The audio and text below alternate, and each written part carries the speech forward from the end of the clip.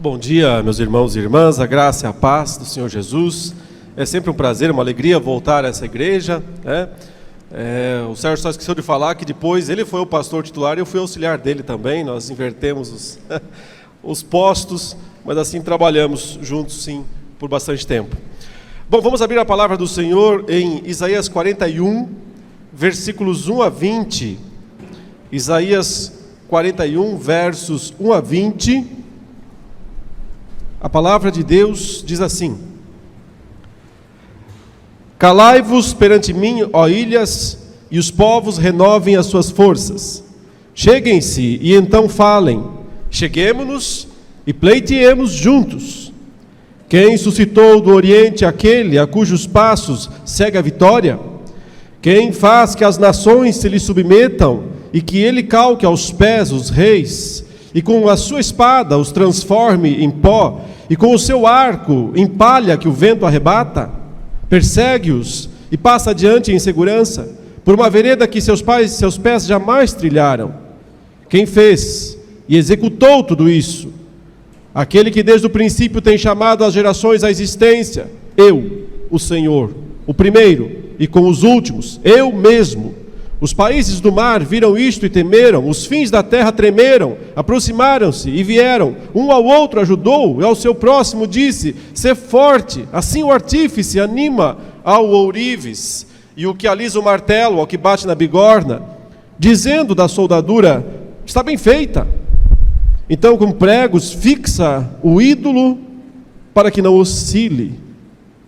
Mas tu, ó Israel, servo meu, tu, Jacó, a quem elegi, descendente de Abraão, meu amigo, tu, a quem tomei das extremidades da terra e chamei dos seus cantos mais remotos, e a quem disse, tu és o meu servo, eu te escolhi e não te rejeitei. Não temas, porque eu sou contigo, não te assombres, porque eu sou o teu Deus, eu te fortaleço e te ajudo e te sustento com a minha destra fiel.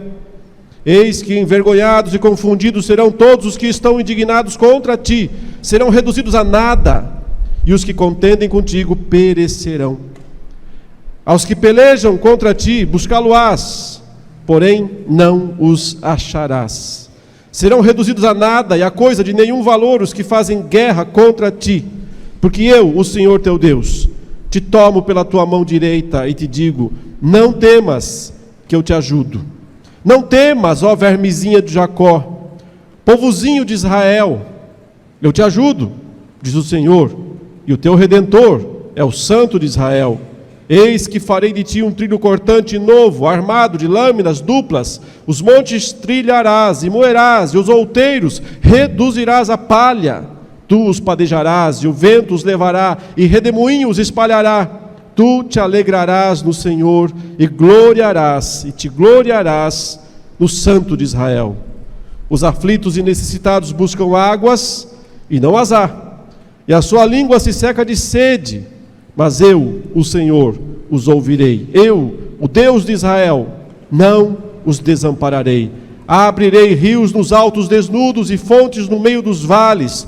Tornarei o deserto em açudes de águas e a terra seca em mananciais. Plantarei no deserto o cedro, a acácia, a murta e a oliveira, conjuntamente porei no ermo o cipreste, o olmeiro e o bucho, para que todos vejam e saibam, considerem e juntamente entendam que a mão do Senhor fez isso, e o Santo de Israel o criou. Até aí, queridos irmãos e irmãs, a palavra de Deus. Vamos orar. Nos abençoe, ó Pai amado, Santo Deus, nesta manhã, uma vez que Tu estás no nosso meio, uma vez que Tu tens sido louvado através dos cânticos e orações, agora também, na leitura e a exposição da Tua palavra, que Tu nos abençoes e mostres a Tua vontade e a Tua glória em nós, sobre nós e através de nós. Em nome de Jesus, amém. Irmãos, o verso 1 aqui desse capítulo é muito impressionante porque descreve uma cena, um ajuntamento para um julgamento, para um juízo. Eu sei que não aparece muito bem na nossa tradução, que nós usamos costumeiramente, a revista atualizada, essa ideia de juízo, julgamento. O texto diz assim: calai-vos perante mim, ó ilhas, e os povos renovem as suas forças, cheguem-se e então falem. E aí vem essa expressão, cheguemo-nos e pleiteemos juntos. Esse termo aqui, pleiteemos, na língua hebraica é a palavra vamos nos reunir para o julgamento, para realizar um julgamento. Inclusive, se você pegar uma versão mais atual, mais moderna, a Nova Almeida atualizada, ela fala exatamente isso. Que se aproximem e então falem, vamos nos reunir para o julgamento. Sim, é uma cena de juízo. Um julgamento está sendo convocado aqui.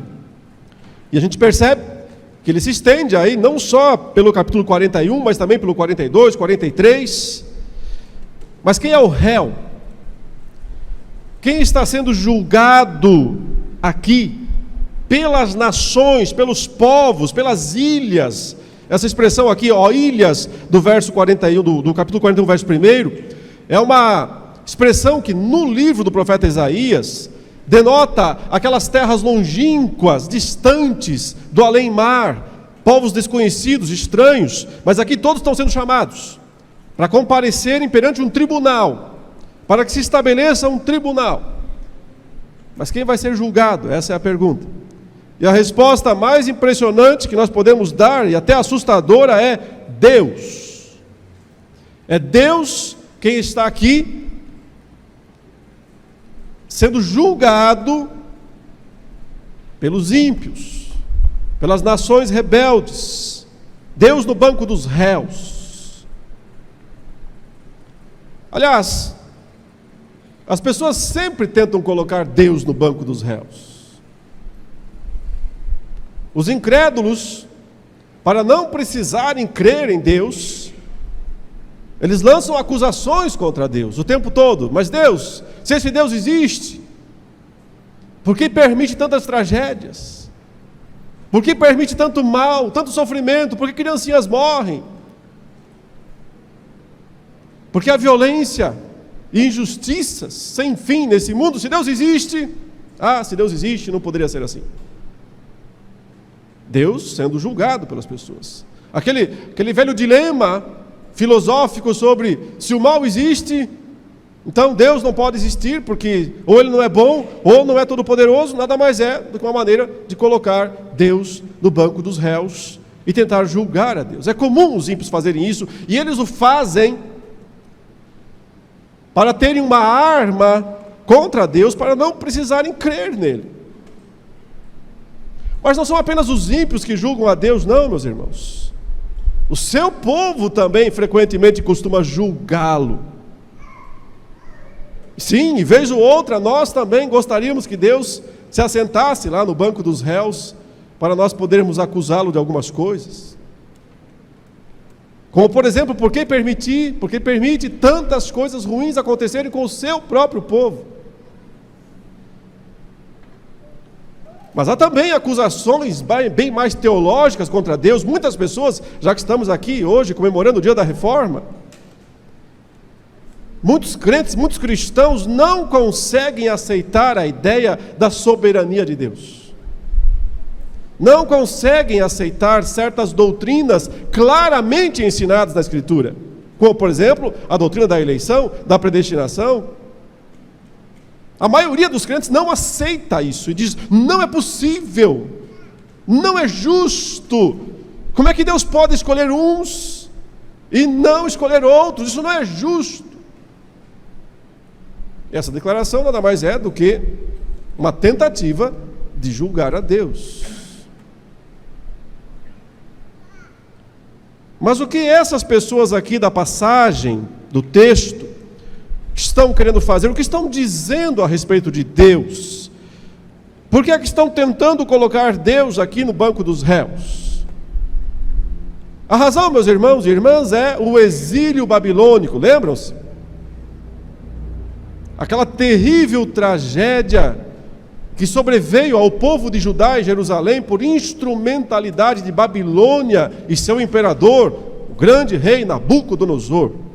Aquele que veio do norte com seus exércitos, cercou Jerusalém, Judá, e destruiu a cidade, e destruiu o templo. E permitiu, assim, ordenou assim, que toda a população de Judá e Jerusalém fosse levada cativa para o norte, para a Babilônia. Já imaginou fazer isso? Uma nação hoje conquista outra nação, e então transplanta, remove toda a população daquela terra para habitar em outro lugar. Naqueles tempos antigos, e também não é muito diferente hoje, há sempre muita identificação do povo com a terra onde esse povo habita. Identidade. O que Nabucodonosor quis fazer foi eliminar a identidade judaica.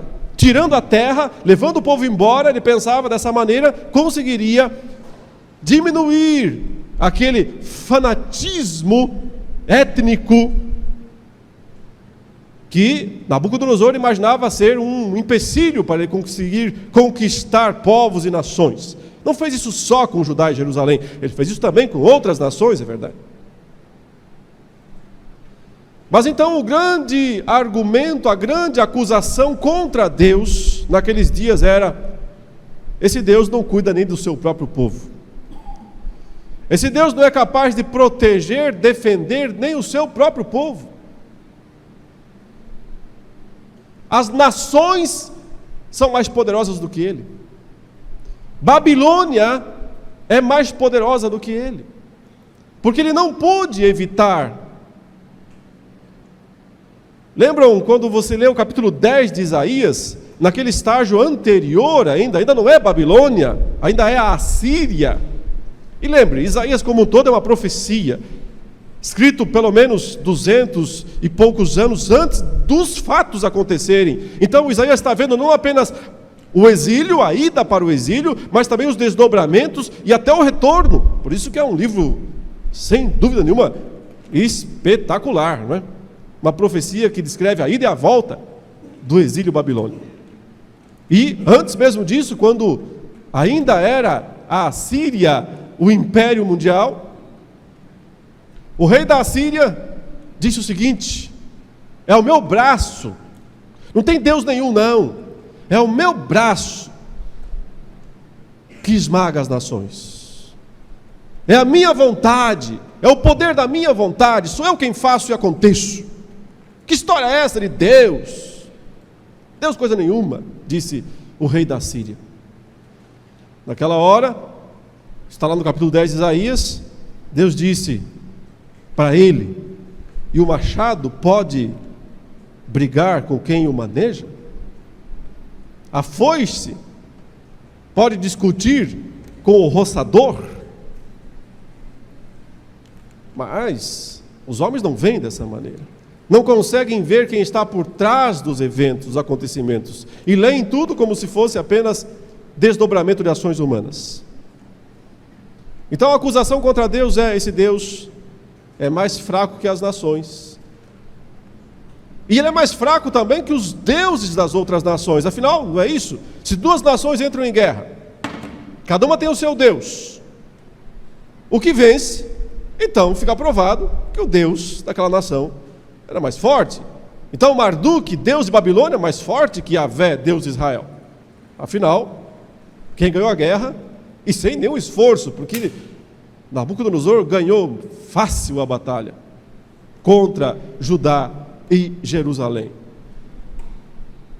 Mas lembre-se, na primeira vez em que a potência estrangeira cercou Jerusalém e Judá, ainda nos dias do rei da Síria, e ele já havia derrotado as nações do norte, as tribos do norte, né, Samaria, em 722 a.C., e então avançou para o sul e tentou também conquistar Jerusalém e Judá, mas naquele momento Deus disse: não, ainda não. E permitiu então assim que o próprio império assírio fosse atacado pelas costas pela que seria então a futura substituta, a Babilônia. E desse modo o rei da Síria teve que voltar para defender a própria terra e deixou Judá e Jerusalém livres. Mas nesse momento, nesse período, emissários da Babilônia que começava a surgir, vieram até Judá e Jerusalém. E falaram com o rei Ezequias. E visitaram, olharam tudo. Então o profeta Isaías foi lá depois conversar com Ezequias e disse: chegaram aí uns visitantes ilustres, não chegaram? Sim, vieram, representantes de Babilônia, um grande império está surgindo, eles vão ser a maior potência do mundo. Que bom.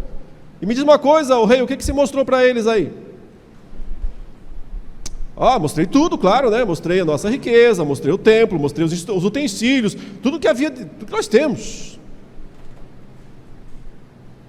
Isaías disse: até que foi bom. Até que foi bom que você fez isso. Você mostrou para eles o que vai ser deles. É bom que eles saibam, que já saibam de agora, que será deles. É claro que foi uma grande ironia, né, do profeta Isaías. Mas mostrava ao povo de Deus que jamais deveria confiar em homens, nas potências, nos poderes humanos. Já que confiaram, então se preparem para entregar tudo a eles. Deus está sendo acusado, irmãos, de não ter força, poder, condições de proteger o seu povo. Isso pelos ímpios. Mas é provável que o próprio povo de Deus aqui também estivesse desconfiando de Deus. Quando essas expressões aparecem na boca de Deus, né? Aqui no texto, quando no verso 14, Jacó é chamado de vermezinho, povozinho, é provável que essas expressões estivessem antes na boca do próprio povo, dizendo: olha o que nós nos tornamos, olha o que nós somos, nós perdemos tudo, nós tínhamos um reino, nós tínhamos uma cidade, nós tínhamos um templo, nós tínhamos muralhas, não temos mais nada, não passamos de vermes, nós somos só um povozinho insignificante, porque Deus nos abandonou. Então Deus está no banco dos réus, ou pelo menos tentaram colocá-lo. E o que Deus tem a dizer em sua defesa? Esses capítulos aqui parecem ser uma argumentação do próprio Deus em defesa de si mesmo. Olha que interessante o que está escrito no capítulo 42, lá no versículo 14, Deus fala assim: olha, por muito tempo me calei. Deus está falando, por muito tempo eu fiquei quieto, me calei, estive em silêncio e me contive. Mas chega. Mas agora darei gritos, como a parturiente, e ao mesmo tempo ofegarei e estarei esbaforido. Deus fala: agora eu vou falar. Fiquei quieto, deixei vocês falarem. Vocês falaram o que vocês quiseram a meu respeito. Agora é minha vez de falar. Eu vou tomar a palavra. E Deus fala coisas grandiosas, espetaculares nesses capítulos. Que é uma cena de julgamento, fica muito óbvio, porque no capítulo 43, observem, o próprio Deus está chamando o seu povo para ser sua testemunha. No verso 10, capítulo 43, fala assim: vós sois as minhas testemunhas, diz o Senhor. Deviam me defender, né? Deviam estar do meu lado, deviam falar coisas boas de mim. Mas vocês não têm cumprido esse papel. Então Deus diz: eu mesmo vou falar. O que Deus tem a dizer a seu respeito? Deus vai falar 4 coisas aqui nesse capítulo 41. Primeiro, com relação às nações. Segundo, com relação aos deuses, aos ídolos. Terceiro, com relação ao seu povo. E quarto, finalmente, e é bem no final do texto, dos versos 17 a 20, Deus vai falar algumas coisas sobre seu plano, seu grande propósito escatológico. Comecemos aqui primeiro com o que Deus fala a respeito das nações. Elas são mais fortes? Elas são mais poderosas? Deus começa assim no verso 2: quem suscitou do Oriente aquele a cujos passos segue a vitória? Quem faz que as nações se lhe submetam e que ele calque aos pés os reis, e com a sua espada os transforme em pó, e com o seu arco em palha que o vento arrebata, persegue-os e passa adiante em segurança por uma vereda que seus pés jamais trilharam. Quem fez e executou tudo isso? Resposta: aquele que desde o princípio tem chamado as gerações à existência. Eu, o Senhor, o primeiro e com os últimos. Deus está aqui, provavelmente, falando a respeito dos imperadores de Babilônia. Mais recentemente seria o imperador Ciro, o qual seria usado por Deus para escrever um decreto que autorizaria o retorno de Judá, dos judeus, à terra da promessa, ou seja, o fim do exílio. Mas quando fica aqui sem identificação clara, quem suscitou do Oriente aquele cujos passos segue a vitória, pode também se aplicar ao primeiro imperador, aquele, Nabucodonosor, que veio, cercou e destruiu Jerusalém. Ou seja, o que Deus está dizendo é que não importa quem ocupe o trono, quem manda é Deus. Não importa que homem, quem está agora assentado, ocupando provisoriamente, temporariamente, o trono dos ímpios, porque aqui é o trono de Babilônia, já sucedida pelos impérios Medo-Persa, e agora, nos dias de Ciro o Grande, é o Império Persa, que tomou Babilônia e domina e se expande vertiginosamente para o Ocidente. E mais tarde cairia diante do Império Greco-Macedônio, que por sua vez cairia, se esfacelaria em 4 áreas, até que surgisse o grande Império Romano. O que a Bíblia ensina, o que a Escritura ensina a respeito do poder dos homens, a respeito do poder das nações, sabe o que é? É aquilo que está no capítulo 40. Queria que você lesse comigo o capítulo 40, a partir do versículo 15. Quando Deus faz uma análise das nações, das superpotências, Babilônia, Pérsia, Medo-Persa, Império Greco-Macedônio, Alexandre, Império Romano, quem quer que seja, passados, presentes, futuros, eis que as nações são consideradas por Ele Deus, como um pingo que cai de um balde. Um pinguinho. O balde transbordou, colocou mais água do que devia. E aí um pinguinho de água escorreu pela lateral. Isso são as nações. Mas parece que isso é muito. Então ele fala, não, é um pouco menos. É como um grão de pó na balança. Você coloca uma balança para pesar e coloca um grãozinho de pó ali. Só um grãozinho insignificante. Não mexe, não desequilibra os pratos. Você coloca o grãozinho, os pratos ficam exatamente iguais. Não desequilibra, não afunda o prato. As nações, as superpotências, perante Deus são isso, ele diz, um grão de pó na balança. As ilhas que são chamadas aqui no 41 para virem para o juízo, para o julgamento, as nações distantes, ele fala, o que elas são? Um pó fino, um pozinho. Não dá nem grão, não é nem um grão, não forma nem um grão, é esmagado, é um pozinho fino que se levanta. Nem todo o Líbano basta para queimar, nem os seus animais para um holocausto. Todas as nações são perante ele como coisa que é nada. Percebe como ele vai rebaixando?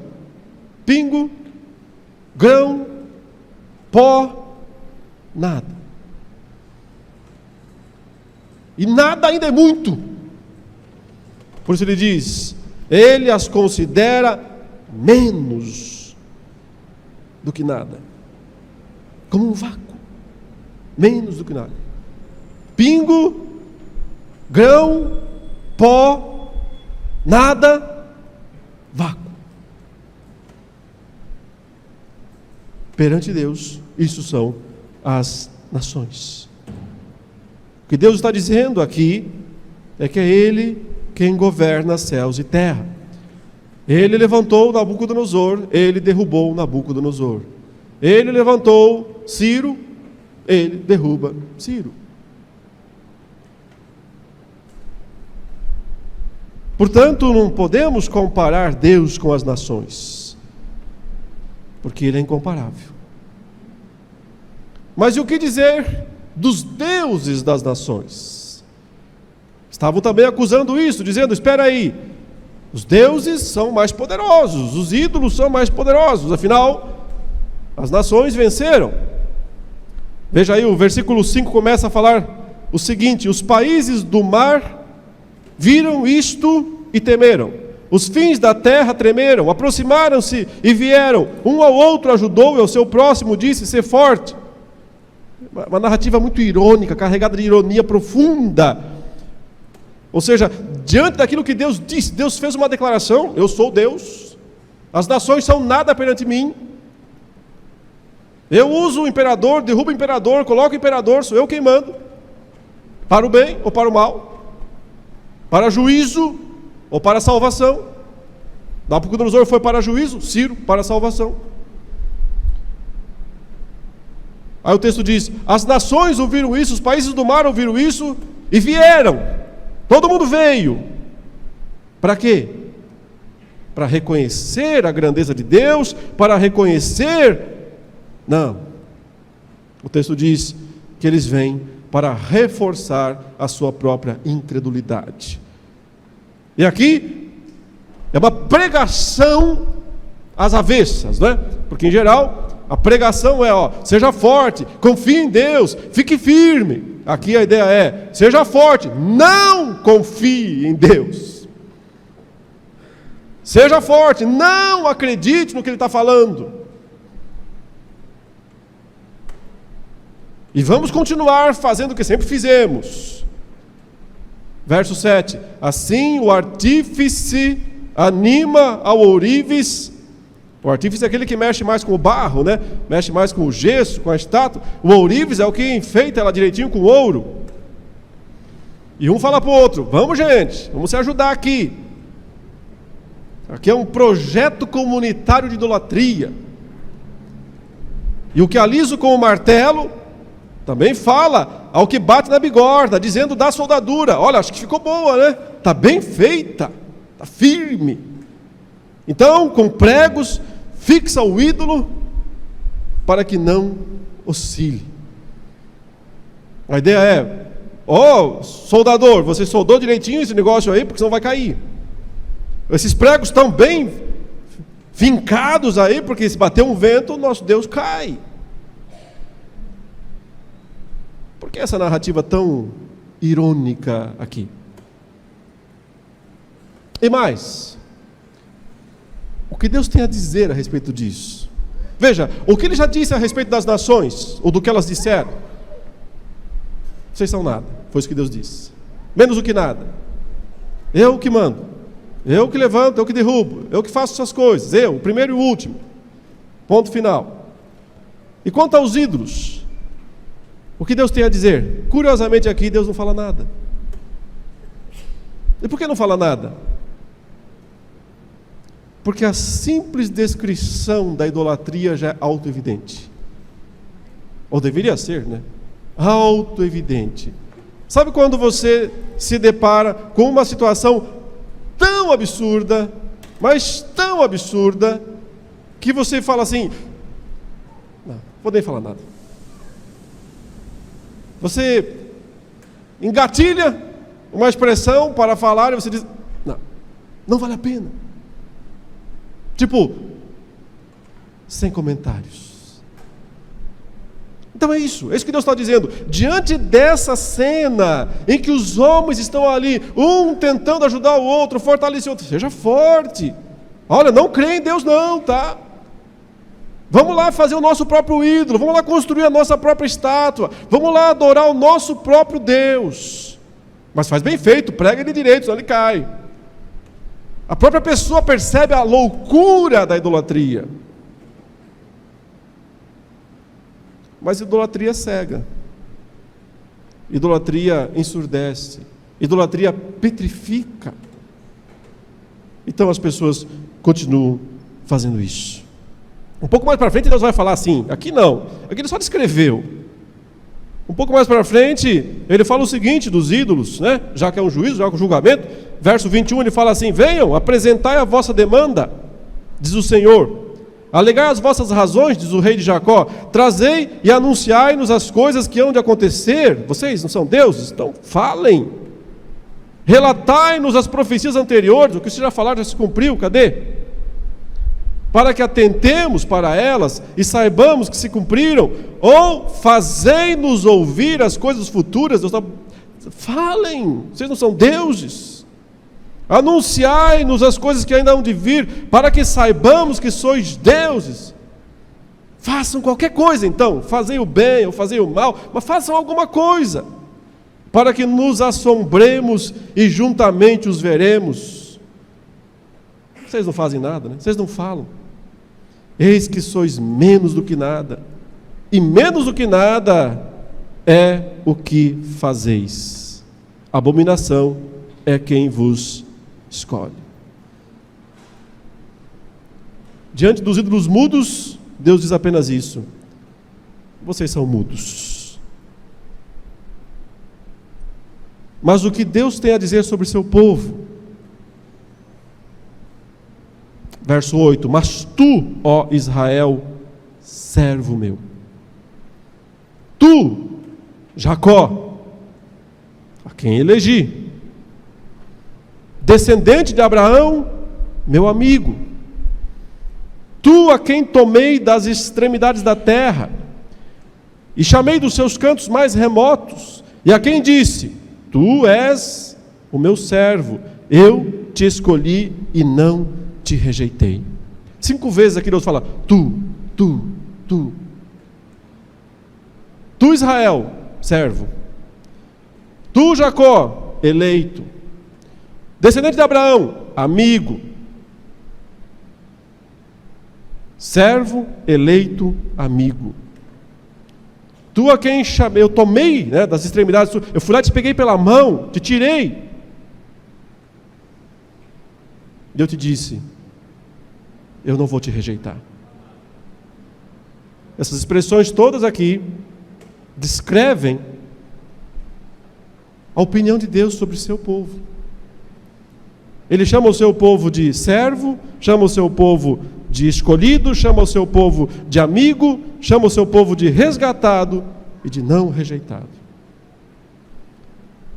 E então, para esse povo ele diz: não temas, porque eu sou contigo, não te assombres, porque eu sou o teu Deus, eu te fortaleço e te ajudo, e te sustento com a minha destra fiel. Eis que envergonhados e confundidos serão todos os que estão indignados contra ti, serão reduzidos a nada, e os que contendem contigo perecerão. Aos que pelejam contra ti buscá-lo-ás, porém não os acharás. Serão reduzidos a nada e a coisa de nenhum valor os que fazem guerra contra ti, porque eu, o Senhor teu Deus, te tomo pela tua mão direita e te digo: não temas, que eu te ajudo. Não temas, ó vermezinho de Jacó, povozinho de Israel, eu te ajudo, diz o Senhor, e o teu Redentor é o Santo de Israel. Eis que farei de ti um trilho cortante novo, armado de lâminas duplas. Os montes trilharás e moerás, e os outeiros reduzirás a palha. Tu os padejarás, e o vento os levará, e redemoinho os espalhará. Tu te alegrarás no Senhor, e te gloriarás no Santo de Israel. São muitas coisas que Deus fala aqui ao seu povo, né? Mas o destaque está para o: não tenham medo, eu te ajudo. Ele repete isso tantas vezes. Deus é Salvador. Salvador quer dizer que nós não podemos nos salvar, nós não podemos nos ajudar, nós não temos força para vencer os adversários. E era um fato. Quando Israel, Judá aqui, dizia: nós somos um povozinho, nós somos vermezinhos, isso era verdade. Lá no meio de Babilônia, eles eram insignificantes. Que poder humano, que poderio eles tinham para reverter o exílio? Não tinham mais cidade, não tinham mais exército, não tinham mais nem sacerdotes. Acabou tudo. O povo de Israel, o povo de Judá e Jerusalém, estava cativo em Babilônia. Que poder eles tinham na sociedade? Que influência eles tinham ao seu redor? Zero.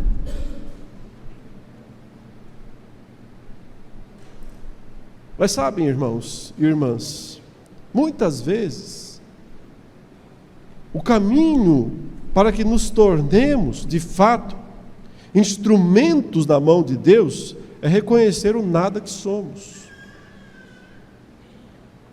Tem hora que nós temos que olhar para nós mesmos e dizermos: vermezinhos, nada mais do que isso. Povozinho insignificante, nada mais do que isso. Porque quando reconhecemos a nossa incapacidade, estamos preparados para ver aquela mão direita, poderosa, que diz: eu te seguro.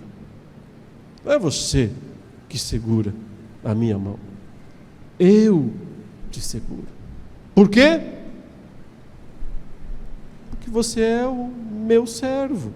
Porque você é o meu escolhido. Porque você é o meu amigo. Porque eu te tirei das extremidades da terra. Porque eu trouxe você para cá. Porque eu não te rejeitei. Aqui é uma relação muito impressionante sempre entre eu e tu. Eu e tu. Eu é Deus, tu é o povo. Para o povo, só resta reconhecer quem ele é, sua total incapacidade, insuficiência, enquanto reconhece quem Deus é. A grandeza do poder de Deus, mas também, acima de tudo, a grandeza do seu amor e misericórdia e fidelidade para com o seu povo. Então Deus promete duas coisas nesse processo de ajudar, de sustentar, de segurar pela mão direita. Ele promete a destruição dos inimigos. Ele diz: aqueles que estão contra você estão agora, daqui a pouco não estarão mais. E ele promete também usar o próprio povo de uma forma extremamente poderosa. Quando ele diz assim no verso 15: eis que farei de ti um trilho cortante novo, uma expressão agrícola, né? Uma trilhadeira manual, é claro, cheia de lâminas. E ele diz que essa trilhadeira não vai trilhar trigo ou milho, mas os montes.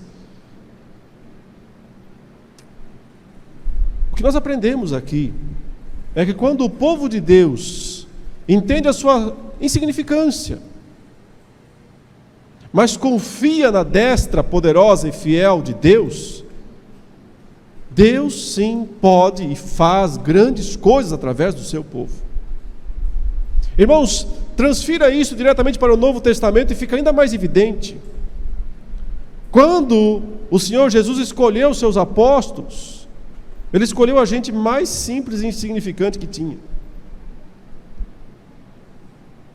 Quando Ele chamou os seus discípulos, inclusive tempos depois, se diria isso, né? Paulo, quando escreveu aos Coríntios, ele disse: irmãos, reparem, pois, na vossa vocação, não foram escolhidos gente muito poderosa, gente muito influente, não é?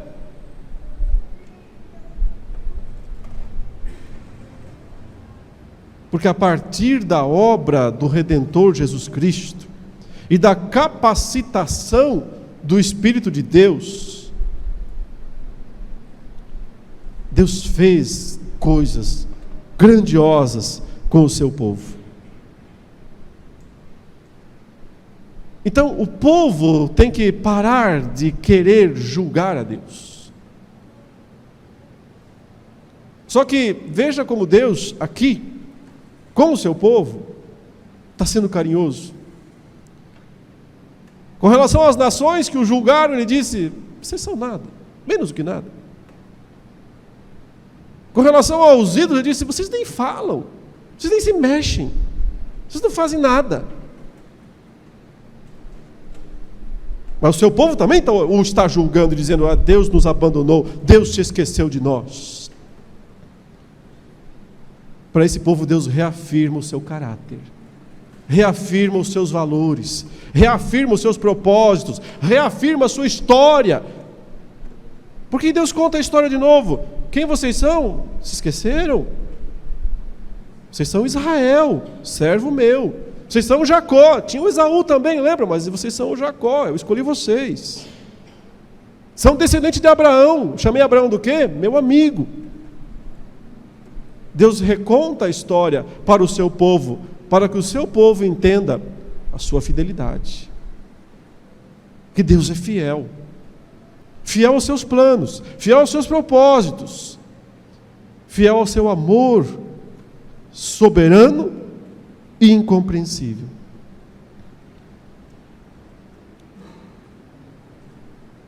Deus pode usar o seu povo de uma maneira muito poderosa. E isso é verdade exatamente agora.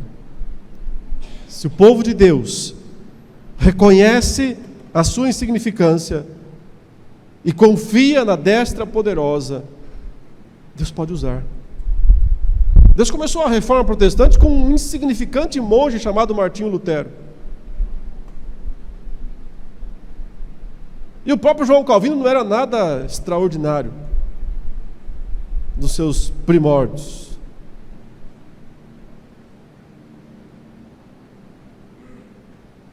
Deus faz grandes coisas quando o povo de Deus reconhece a sua insignificância e confia em Deus e se dispõe a ser usado por Deus.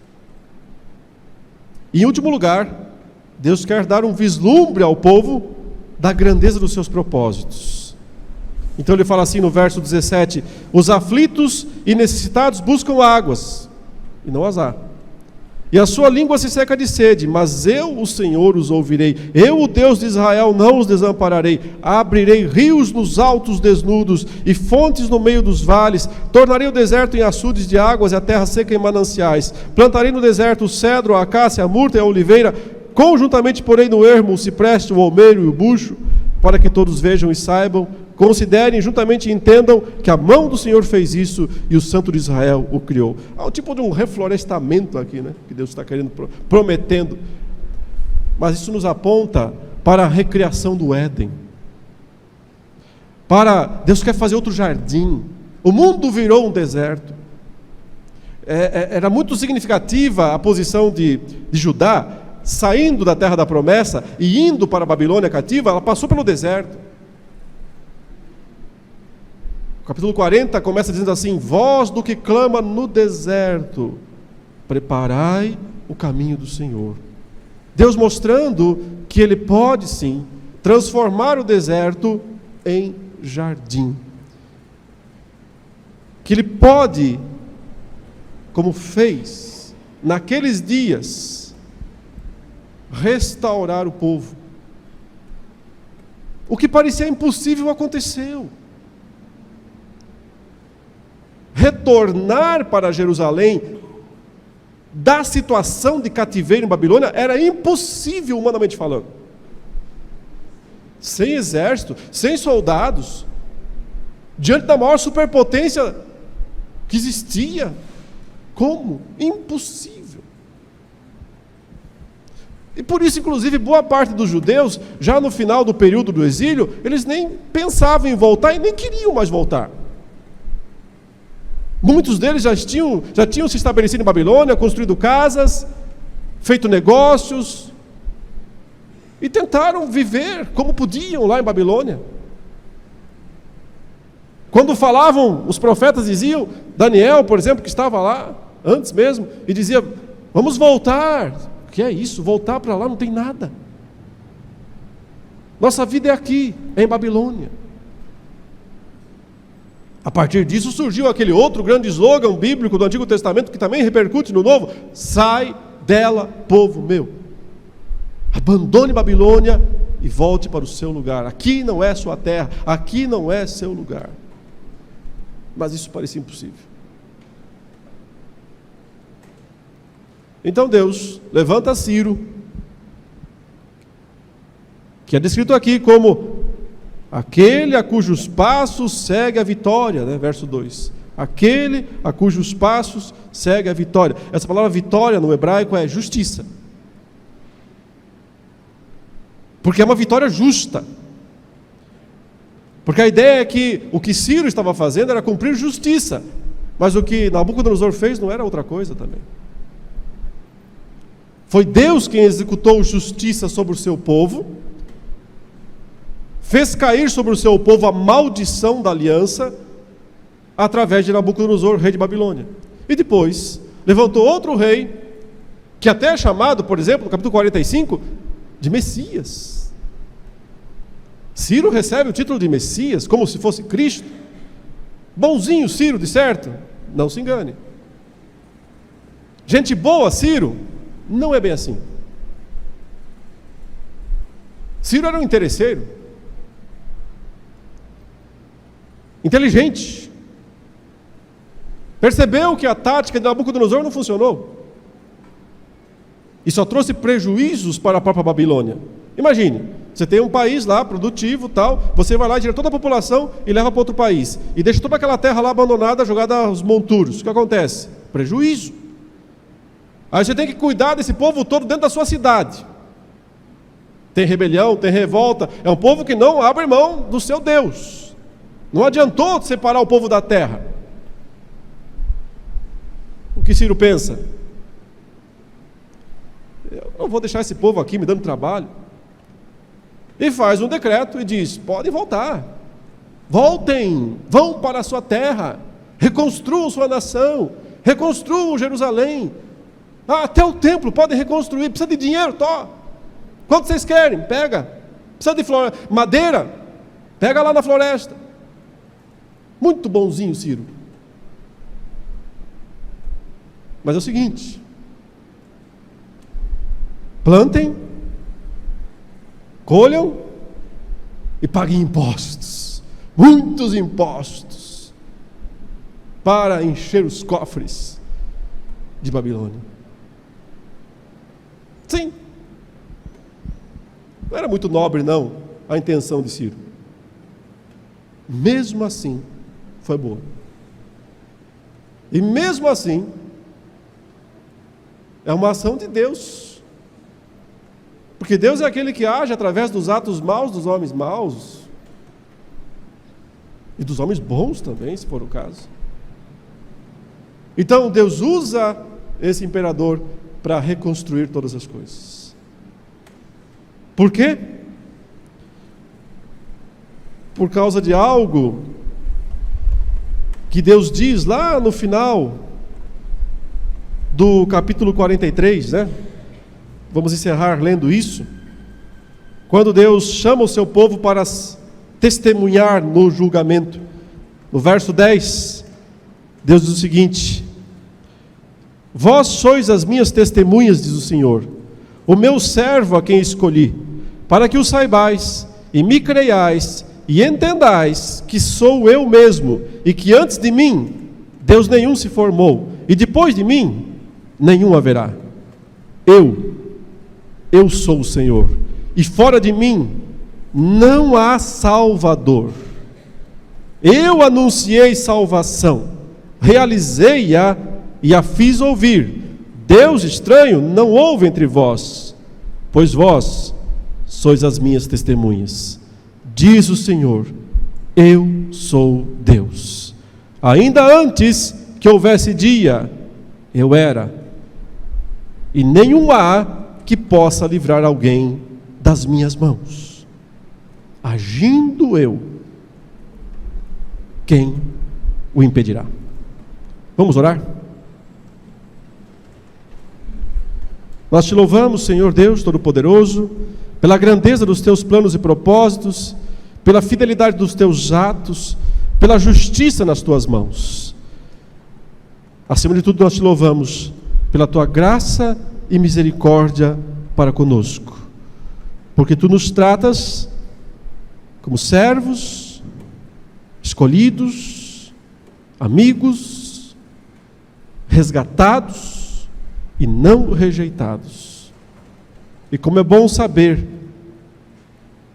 dessas tuas disposições tão ternas para conosco. Ajude-nos, Senhor, a sermos tuas testemunhas, corajosas e valorosas nesses tempos tão tenebrosos em que nós vivemos. Para a glória do teu nome, em nome de Jesus. Amém. Muito obrigado por nos acompanhar até o final deste vídeo. Para receber mais reflexões e ficar por dentro dos próximos conteúdos, te convidamos a seguir as nossas redes sociais que estão na descrição. Alguns vídeos aparecerão na tela caso queira continuar nos assistindo. Abraço e até a próxima.